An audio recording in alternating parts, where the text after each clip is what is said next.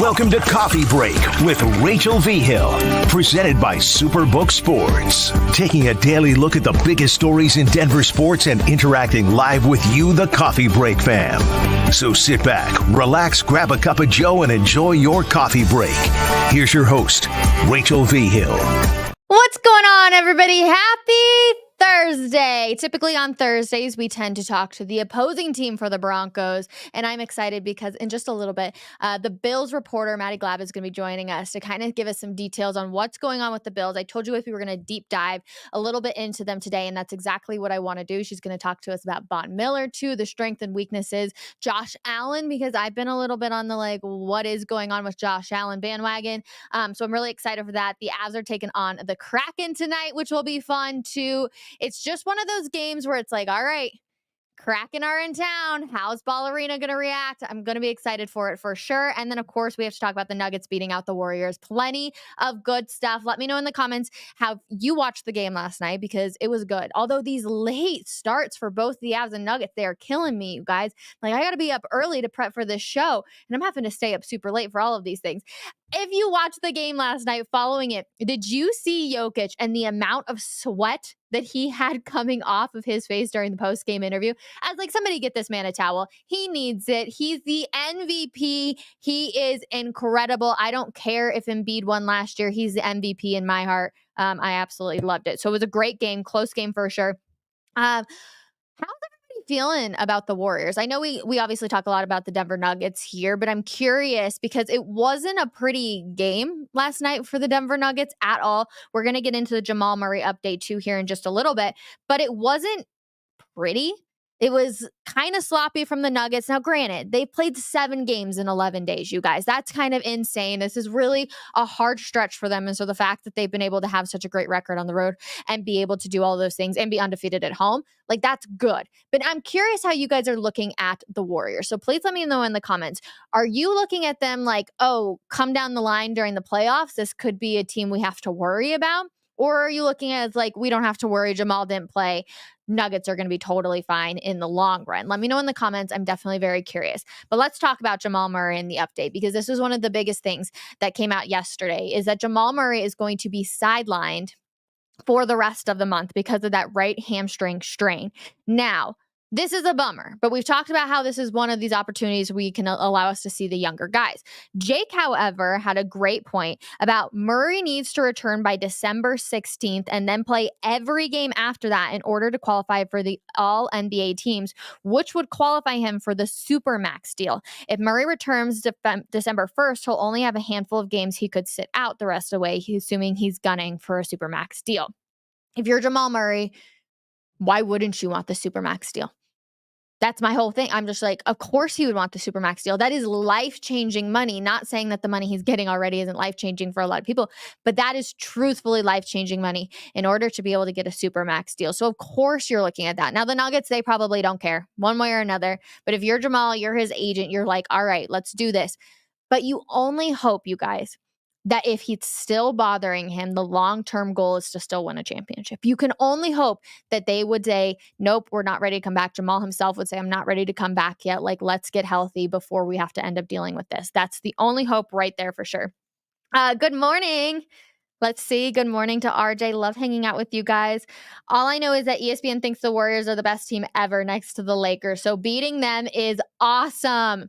It is always good to beat the Lakers. I'm excited. Hopefully the Nuggets are able to beat the Clippers in the upcoming days, to beat the Warriors. Any of those teams, Celtics, you're like, all right, this feels good. This feels good. And I feel like we did learn a lot about this team, you guys. We're seeing KCP. Oh my gosh. Actually, on that note, real quick, I'm going to put up this shot selection graphic that you can see. Put in the comments which player you think this is on the left side of me. I was stunned, actually, when I realized what player that this was, because it's something you never expect. And we talk all the time about how Jokic even called this guy the best shooter that we've ever seen in the NBA. So it's crazy. Let me know in the comments who you think it is. Heck yeah, great win. Good morning, Rach and Broncos country. Absolutely. Nuggets let the game get close. They should have won by double digits. 7 games in 11 days. You're tired. We saw that with Jokic when he missed the 2 free throws at the end of the game. they were tired.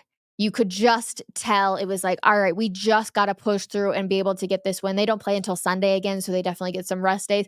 And Jokic, of course, being like, yeah, is it supposed to snow tomorrow? Because I'm hoping to get one more pool day in. That man, I don't know if he loves his pool or his horses more, but he definitely has his hobbies and he likes to roll with those as well. So let me know in the comments. Oh, 40-point three-pointer has to be Curry. Let me know in the comments who you think this shooter is for the shot that I have on the left side of me. It is definitely interesting, but KCP. KC freaking P, you guys.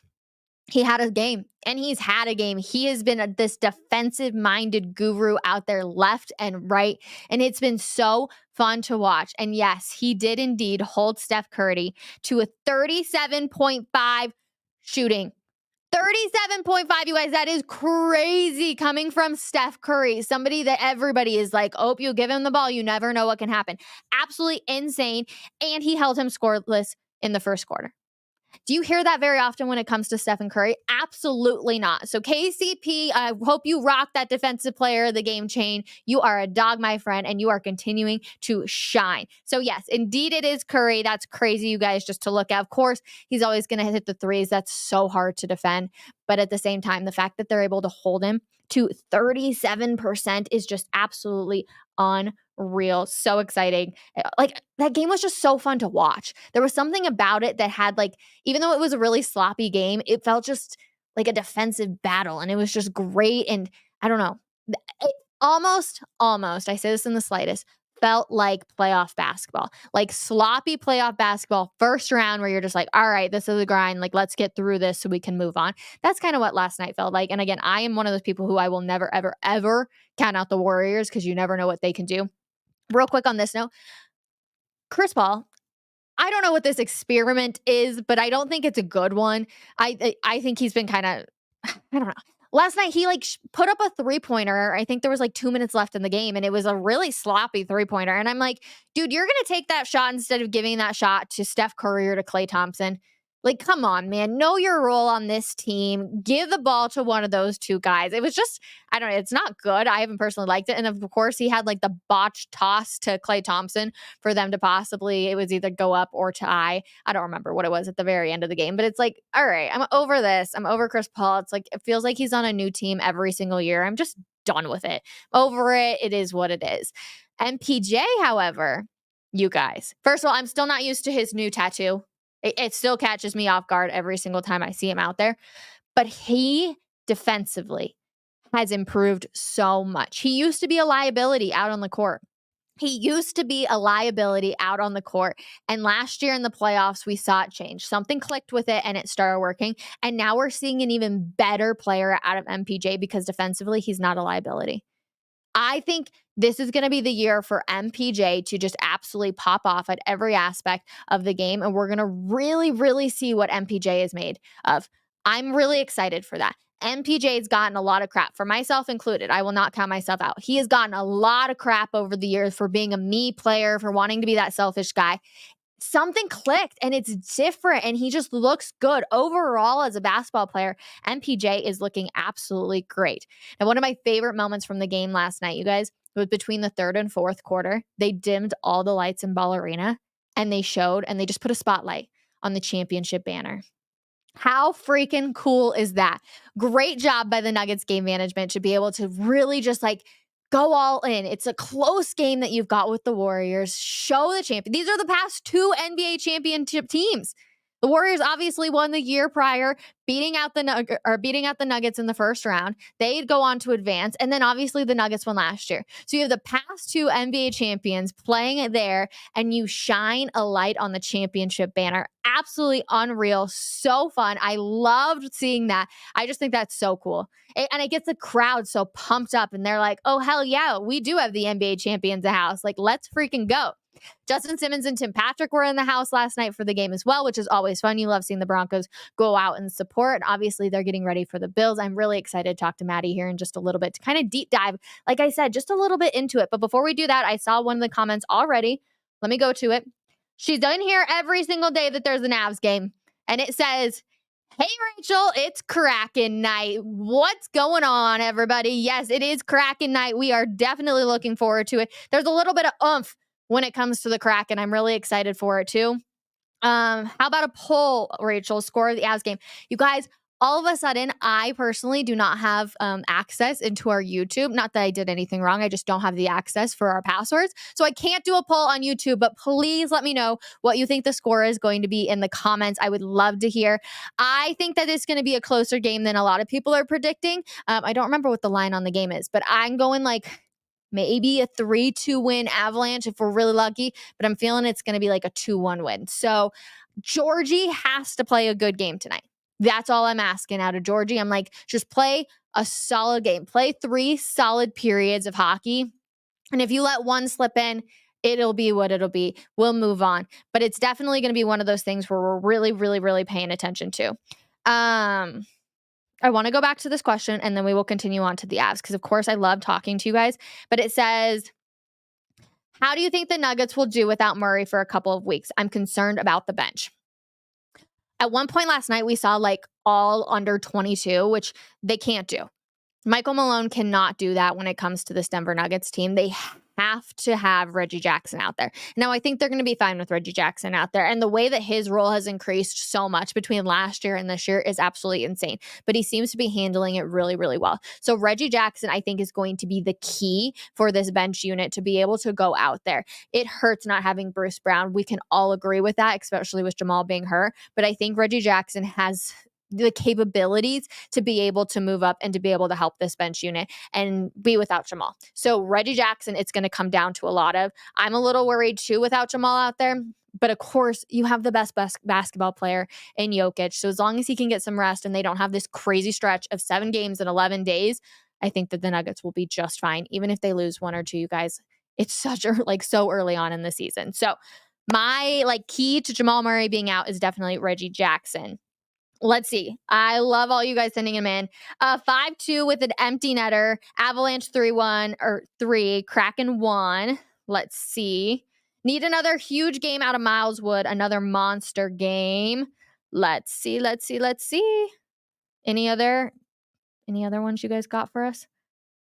Oh, 4-2 Avs. 5-2 Avs. Okay. 5-2 Avs. I'm glad that you guys are thinking that they're going to get hot rolling and they're ready to go out there. I'm excited too because tonight will be Cale Makar's 250th NHL game. That's absolutely insane. That's Cale Makar. We're so lucky. You guys, I feel like I say this every single time we talk about an Avalanche game. We are so, so lucky to be able to see what he does time in and time out. And he is so much fun. And he currently has the most points of all time by a defenseman through 249 games. Can you even believe that as I say that? It's crazy, you guys. So much fun to watch him. Nathan McKinnon, I think, has to have a big night. And I think he's due for a multiple point game or multiple score game. I think we're going to see a few goals coming out of Nathan McKinnon in one of these upcoming games. He's just due for it. I also love that they are doing the Hockey Fights Cancer game tonight. I'm not 100% sure if they're breaking out the purple jerseys. I kind of hope they do. I like the purple jerseys. I know some people really, really don't.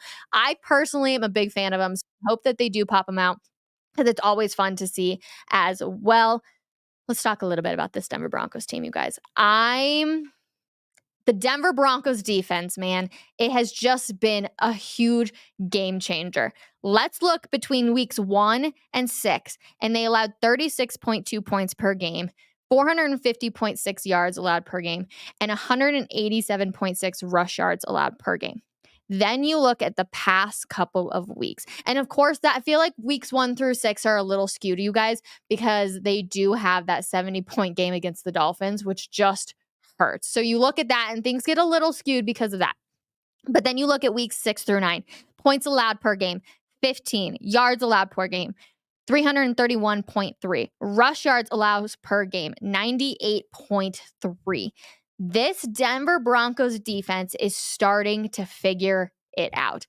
Justin Simmons has alluded to the fact that the competition has gotten better, or communication, not the competition. The communication has gotten so much better, and that does have a serious impact.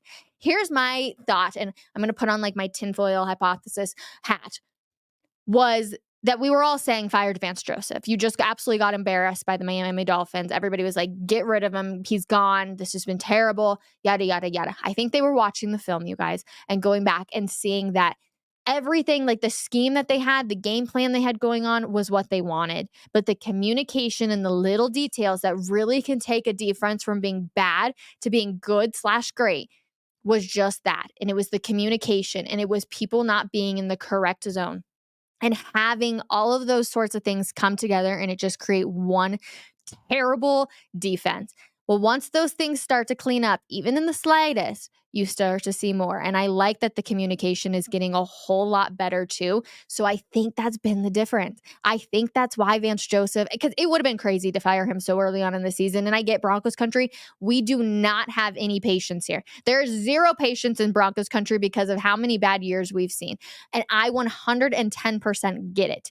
But I think that they knew that they were this close to being on the verge of having something really, really good when it came to this Broncos defense. They had the players. They had Patrick Surtain. You have a Justin Simmons, a Josie Jewell, and Alex Singleton, plenty of those things. And the communication was just a little bit off. So I do definitely think that's one of those things. Hold on one second, you guys. I'm reading some of your comments.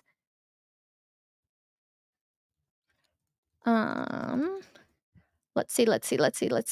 It's taken the Broncos 3 years to win 10 games at home. You guys, it's crazy. The Avs and Nuggets are combined 10-0 at home this year. Yeah, if you're going down to Ball Arena at all, it's definitely been so fun. So is everyone still on the Fire VJ bandwagon? Put this answer in the comments. I'm definitely curious. Of course, after what we saw, I'm not on the Fire VJ bandwagon. However, I'm not exactly, I don't think the Broncos are going to beat the Bills on Monday night. No one wants to hear that, I know. But here, actually, let's do what we know about the Bills. They're coming off a loss to the Bengals, which obviously definitely hurts.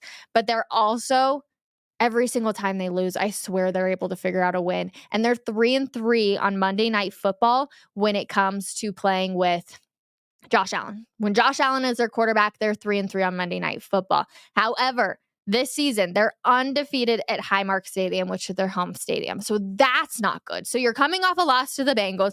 They're undefeated at home. Josh Allen's just a different quarterback. I think his completion percentage goes from 67% to 75% at home, too. So in just a quick second, because I see she's behind the scenes, we will talk to the Bills reporter and see if that stat is indeed very true. So, of course, I'm really excited. Let's welcome her in, everybody. We've got Maddy Glab, the Bills reporter. Hello, Matt. How are you? Hello. How are you doing? I'm doing great. All right. We're talking a little bit about Josh Allen because he's a different beast at home than he is on the road. Is it true it goes from like 67% completions to 75% at home? Yeah, he's been incredible at home this season. And in fact, the whole team has been really great at home. I know we had that London game, which is considered a home game, but if you're actually counting games played at Highmark Stadium, this team is undefeated and they have a chance to keep that record going with a win over the Broncos on Monday night. But completion percentage at home, how he's throwing touchdowns, his passer rating, it's all pretty great. I mean, if you count the London game, the offense is averaging 28.8 points per game at home, almost 400 yards of offense at home. They're scoring touchdowns in the red zone like 77% of the time, which is a wild stat, because right now, if you look at their record right now and just over the entire season, they rank third scoring touchdowns in the red zone 68.6% of the time. At home, that's almost 10% more, which is incredible. So they've been able to be lights out at home. And I think myself and I think a lot of the fans here are hoping this team can get back to that at home. And they have 2 straight home games. We haven't had that in a while. They've been hot. They've been off. The offense has been a little bit shaky. And the defense has just been so injured this season. And it seems like every game they've started to pick up more injuries. We lost our middle linebacker last week. He's in concussion protocol. He is limited in practice today. That's a good sign. So hopefully he's available for that Monday night game against the Broncos. I'm thinking like, hey, Monday night, these guys get an extra day of rest. Hopefully that helps defensively because we lost a few starters in last week's game. And Some of them right now are limited in practice today. They're actually practicing on the other side of the wall. So if you hear some music, that's why, because they are turning up inside right now, getting practice going on. But yeah, I'm just really hoping that being at home this week can kind of help reset this team as they're coming off of a tough loss against the Bengals. Well, we know Bills Mafia is a party, so I hope they have that music really cranking out there. I'm sure the Broncos will also be doing that here in a little bit. And Maddy, the Broncos defense has started to really figure things out. When you look at the two of these, where do you think both are going to find strengths and weaknesses on both sides? Yeah, I mean, you guys held the Denver Broncos held the Chiefs to 9 points. They're riding a 2-game win streak. They had a bye week. You know, you think about fresh legs, a bye week under a coach who's coached in the NFL for a long time. Usually, coaches like that handle coming off byes a lot better than younger coaches. Sean McDermott has been really good coming off byes as well. We don't see our bye week until week 13, so we still have some time. But I think it's going to be interesting to watch, you know, offense and defense, both sides of the football here. But just talking about the Bills offense going up against the Denver Broncos defense, it seems like they've settled into their own. They do have strengths on defense, and it seems like they've been able to find those. And Sean Payton has been able to let the guys loose a little bit, if that makes any sense. So they're playing to those strengths. And you have a team in the Broncos that's sitting at 3-5. They're coming off of a 2-game win streak, a bye week. They have a 2-game win streak going. They have a chance to make it 3. So you have a team that's kind of playing, I don't want to say with nothing to lose, but if they can pick up a couple wins here, they're right back in it, right? It's week 10. You're at the halfway point of the season. The Broncos still have a chance to talk about playoffs if they can pick up a few wins here in the next few weeks, I would say.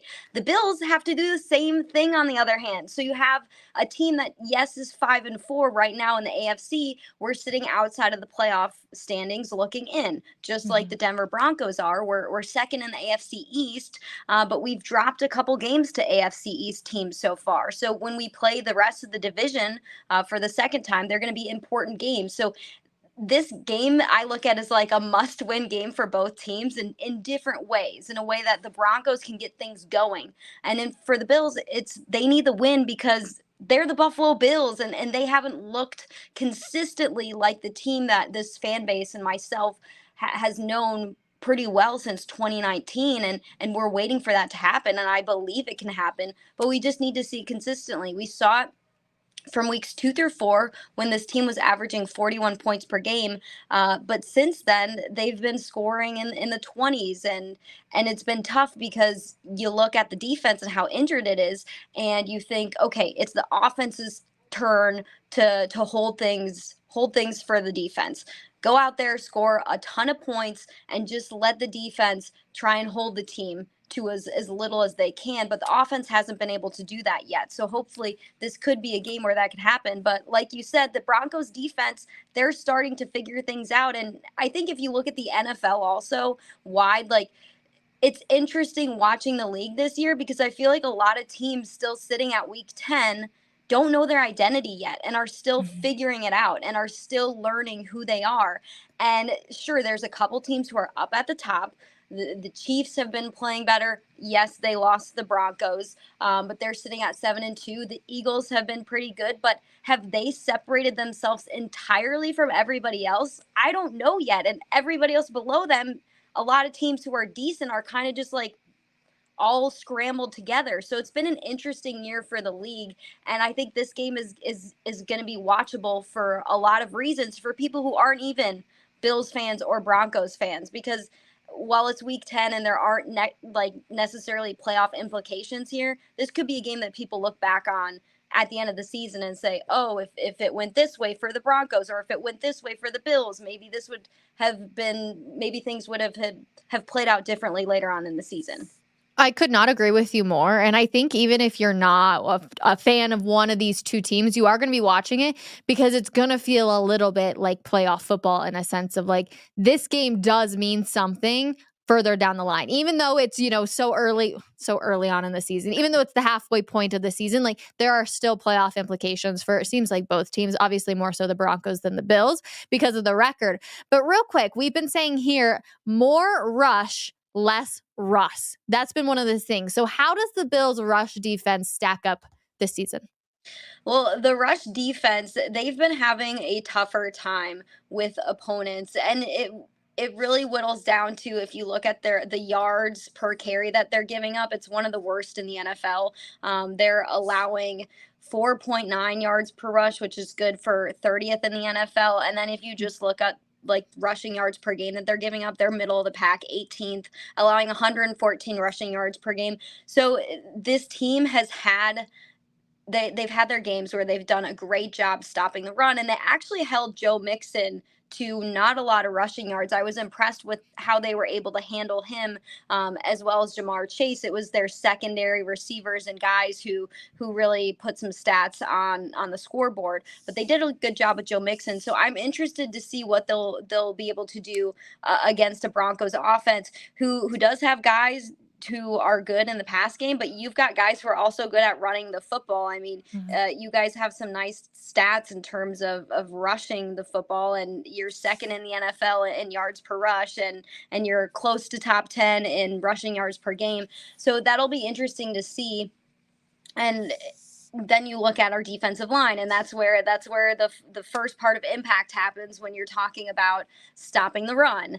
And Von Miller, who you guys know very well, Broncos fans, he's still working to getting back to being his old self. He's coming off of that ACL injury, and his year mark in terms of recovering isn't until Thanksgiving. So he's still a ways away from hitting that year mark in his recovery time, being a year away from that injury. So he's still kind of getting used to life in the NFL as somebody who's now healthy and coming off of a bigger injury. And I think our fan base is wanting and is ready to see him out there being the impactful player that he can be and that we know he can be. But it's going to take some time because he hasn't hit that year mark yet. So it starts with the defensive line, and it starts with pressuring Patrick Mahomes, and it starts with not letting running backs leak out. And I think this defense has done that at times where they haven't been able to get that first line of defense there, and you've had guys who have been able to leak out for 10 plus yards. I think that's what's kind of been tough for them so far this season. If you look at rushes over 10 yards that they've allowed quite a bit, and so it's stopping that. They've allowed 29, which ranks 24th in the NFL. So we'll see how the defensive line goes into this game. I think that's where it starts first, and they really have a big job to do because they're a little bit more healthy than some of the rest of the team is right now. We're down a couple defensive linemen, but our middle linebacker is in concussion protocol right now. So if he's not a part of the game plan, then it's even more on the defensive line to make an impact at the first level and not let guys get into the second level. For sure. Maddy, an absolute pleasure. Thank you so much for taking some time this morning. Yeah, thank you so much. Have a great rest of the show, Rachel. Thank you so much. All right, Maddy right there, Bills reporter. Such a pleasure to have her on. She's freaking adorable too. This game on Monday night is going to be incredible, you guys. It's going to be so fun. Like I said, I think it's going to have this really like playoff feel because the Broncos quite literally are fighting for the rest of their season. They're fighting for a chance for the rest of their season. They're coming off the bye. There's going to be plenty more to talk about. So make sure you join me tomorrow. Cecil Lammy's going to be on the show. Of course, we do our Fantasy 5 tips because it's Friday, everybody. And then we have the weekend. And then Monday, we've got the game. So make sure you hang out with us. It's going to be a good one. And we'll see you guys tomorrow. Also, go Avalanche. Beat the Kraken. Let's go. We'll see you guys tomorrow morning, 10:30 a.m.